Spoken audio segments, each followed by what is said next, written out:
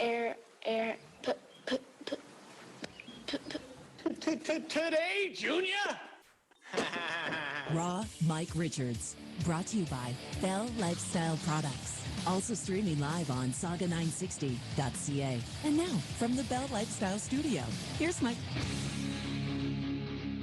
Oh, yeah, it is 8:10 Newstalk Sauga 960. Raw Mike Richards, as we have gone, thankfully, back to the schedule that we enjoy so much. And look, if you're a couple of things, if you're a Steelheads fan, enjoying the season, you should be. And you actually get to go in the building this weekend, which doesn't seem, I don't know, like a sentence that a couple of years ago, I mean, what are you talking about? Yeah, that's the world we've lived in, but it's been a tough one, but this year, certainly a successful one for the Steelheads. And now we go to meet the Steelheads, and this morning it is James Hardie. How you doing, James? Good. How are you? Well, you know, it's been a while since we had a chance to talk to you guys, so I'm thrilled about that. But you know, what you guys have done this year, I mean, does it feel like you're on a roll, or does it feel like because you missed so much the year beforehand that you're not really sort of basking in the glow of some great season, that it I don't know, it kind of feels like a little bit of unfinished business, which may not be the right term? You tell me what that term would be. Yeah, obviously it's a little weird after missing a year and coming back, but we got a special group that we got in that locker room, and we're playing really well, and we're still looking forward to down the road. But right now we're playing really well. We're gonna ride with it and take it as far as we can. Like this sounds strange, but it might be weird to be playing in the Paramount with people in there. Yeah, well, even to begin with, like it was weird without people. It's just so quiet all the time, and it's really weird. We get 500 fans back, so it's nice to have family and friends kind of back in the building, and then hopefully get back up to full capacity. Well, it's interesting because you've had to play within your own division. Like, you're seeing those faces a lot. I mean, you're seeing the same guys, and normally that's reserved for playoffs. And as I always say, that you play a team of 7 games, by that 7th game, like, you just hate seeing those faces. Like, you just hate that face. And you guys are getting a whole season of this. So that's like, because you're going in again this weekend, another 3 games. Yeah, it's definitely weird playing the same teams. Usually we go and play the other side a few times, but we're just playing our division, our conference all year. So it's definitely something weird because you're gonna, like you said, you're gonna do it again in playoffs, but you got to work with what we get. Now, when you look at what has transpired this year, and look, I know you guys are close. I mean, to a man, when you guys come on here, you talk about it. It's almost like if there weren't a hockey team, you might be hanging out anyway. It's starting to feel that way. But what is the difference this year? Why are things going so well? What is it for you that makes that happen? I just say we're just so tight, and we're not like a separate group. We all hang out together when we do stuff together. It's not just like a few guys, like it's everyone. We're all together. We're always so connected to each other, and even at the rink, like we're just so connected with each other. And we're in practice, we're talking all the time. We're always having fun. We're making the most of it. It's not just, hockey's a serious game for sure, but we're also always having fun together, and I think that's a big part of it. I think it's a huge part of it. But then there's actually stuff that happens on the ice, and you talk to athletes in different sports, and it always seems when things are going well that the game slows down. So you start to see things. So in a hockey sense, it's like, where your players, the other guys, are going to be. You see it before it happens, and it slows things down. Does it feel like that kind of season for you? Yeah, I mean, when you're playing well, it's obviously a good thing, and I think playing with the same line mates all the time, you get a lot of chemistry, and you know where they're going to be on the ice, and it definitely helps when you want to win hockey games down the road. Well, it also helps when the average size of your defenseman is like 7'5". I don't know what's going on back there. Have you ever played on a team that's this big? No, they're one scary decor. And they're playing well, and you're getting the goaltending. Like, it's, as I said, as a fan, you're all excited, but as a team, it's never perfect. So what is it that you got to get to when you look at it and go, okay, this is what we're still not doing? Yeah, I think we're a hardworking team, and we work really hard every game. So, the harder we work, no one's going to be able to beat us if we play our way we need to play, and get pucks behind them, get pucks down, and just play our way and be hard all over the ice. And I think we're going to be good. Like, do you think you're a hard team to play? Like, if you're coming in to play you for the 2.5, 3 hours, have you established that it's not going to be a fun time? Yeah, for sure. I mean, we got a lot of skill up front, and our defense, like we just said, are big, and they're scary. And you know, if I'm a wing coming down on them, I don't want to be hit by them. And you know, and our goaltending, like you said, is unreal right now. And you know, I think we got a really scary team, and you know, we're going to take this a long way. Well, when JR is talking about it gets aggressive around the ping pong table, where do you fit in on that? Are you one of those guys in on this? Are you a ping pong guy? You know, I try to say I am. You know, we have some ping pong rankings. You know, I usually get the 10th spot in honorable mention, which I don't think is fair. But you know, Who I try my best.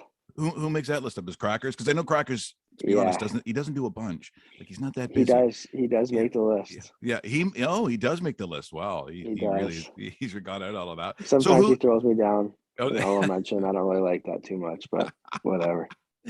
well, so who's the best player? Then who constantly is in the top three? Well, Casper Larson's the best player. He's just real good. And Dodig's pretty good, and Luca Double Blues is really good too. But and Casper's, how tall is Casper? He's probably about 6'2", 6'3", maybe more. Yeah. So when he reaches over to the table, His like hand's already over the net. it's on the net. It's already on the net. It's no good. No, I think it's, you know, so that to have the release of having some fun is very, very important, because it's a game that if it's played properly, there's an intensity. I mean, like, you want to have fun. It's a weird balance, that Yeah. intensity plus having fun at it. But things have to go well. So to me, it always starts with practice, what it's like in practice, because I mean, you can goof around, but goofy practices over and over again, which I know JR would never stand for, but there is a serious aspect. And to me, practice is a big part of it. Yeah, I think our practices are hard and intense every day. I think we come with a good mindset of, you know, we got games this weekend, we got to be good all the time, we got to be sharp. And I think, you know, practice is obviously a time to work. But there is some fun times there. We play some 3-on-3 games. You know, we do some shootouts. We have fun with it, but we also, you know, we work really hard. Now, for you personally, like, as much as a team game, there aren't many coaches in any sport that aren't going to say, but you need to make plays, right? So it doesn't matter what it is. You still have to make, there's still one-on-one battles that you have to win. Looking at your season Yeah. so far, which is a pretty nice season, how do you grade yourself? How do you look at your season so far?